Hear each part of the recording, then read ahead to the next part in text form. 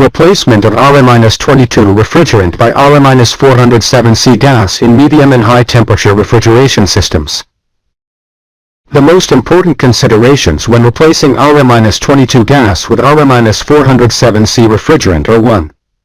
Compressor capacity with r407c will be comparable to r22 in medium to high temperature applications. 2. R407c should only be used in systems currently using R22.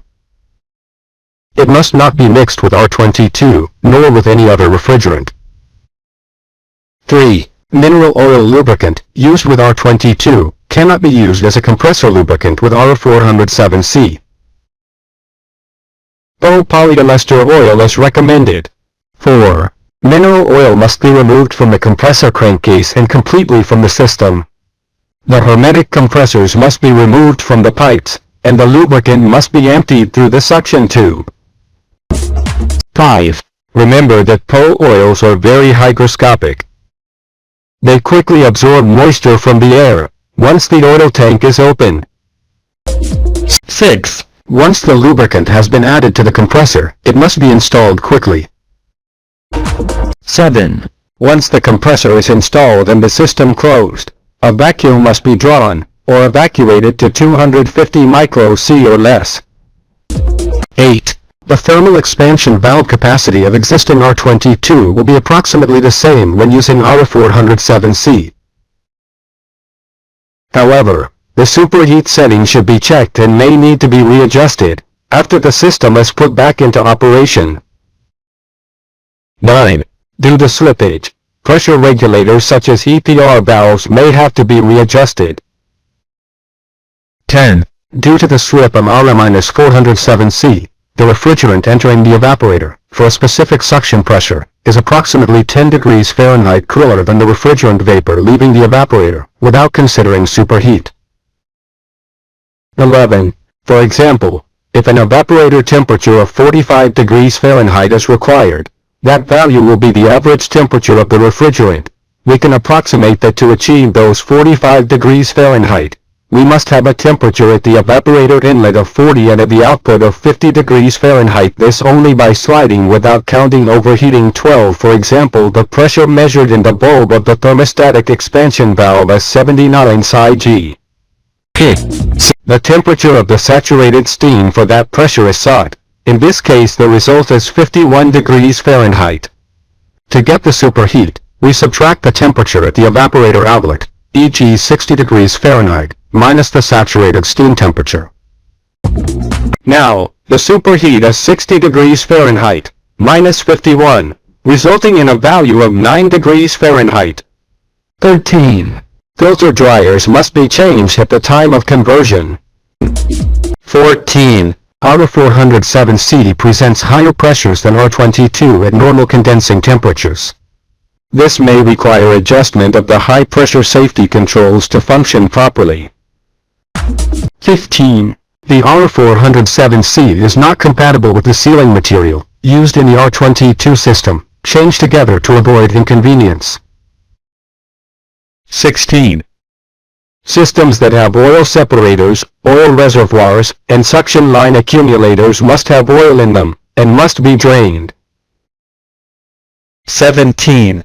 It is advisable, as far as possible, that the suction line, the liquid line, be drained. 18. Cleaning the evaporator and condenser coil with dry nitrogen is important. 19. Carry out the charge in liquid phase.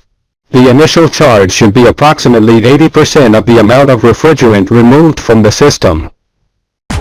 20. Start up the system and observe its operation. Additional coolant may need to be added for optimum performance. Adjust with gauges. 21. When adding refrigerant to a running system, it may be necessary to add refrigerant through the compressor suction service valve. Since the refrigerant leaving the cylinder must be in the liquid phase, care must be taken to avoid damage to the compressor. 22. Most R22ac systems with expansion valves or capillary tubes will work satisfactorily with 407c. 23. On the screen we have the saturation table of R407c. Remember that the slip must be taken into account to compare with the temperature and pressure of the manometer. Below we present the main characteristics of R407c. 1. R407c is a ceotropic mixture of r22, r125 and r134a. 2. R32, r125 and r134a, which are the components of R407c, have zero depletion potential and low global warming potential, so they can be considered environmentally friendly refrigerants when compared to other refrigerants. Gases. 3. Substances comprising R-407c are used to achieve the characteristics that are needed. For example, R32 contributes cooling capacity, R125 provides lower flammability, and R134a reduces pressure. 4. R407c also has properties including pressure, capacity, and efficiency that are extremely similar to R22. 5. R407c is found in many chillers built in Europe, ever since the European Union phased out R22 years ago. 6. The discharge temperature is lower for R407c than for R22 by approximately 6 degrees C. 7. The lower discharge temperature will cause less stress on the compressor. 8. The discharge pressure of R-407c is higher than that of R-22 by approximately 15%.